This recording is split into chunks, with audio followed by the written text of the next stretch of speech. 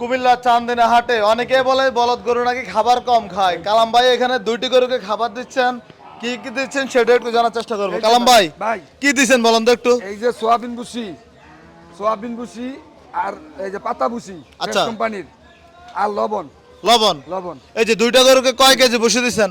দুটা ভুসি কত ভাই? 5-6 কেজি মাল দিছি ভাই। 500 কেজি দিচ্ছেন। 5 কেজি দিছি এগুলো তো মূলত রাজশাহী থেকে আনছিলেন। আছে ভাই। আচ্ছা, এই গরুগুলো কি সামনের ঈদের জন্য না তার আগেই বিক্রি করতে হবে? অঞ্চলে যাবে ঈদের সময় তো বেচা যাবে 10 লাখ। 10 লাখ এই জোড়াটা? এই জোড়া 10 লাখ দাম ইনশাআল্লাহ।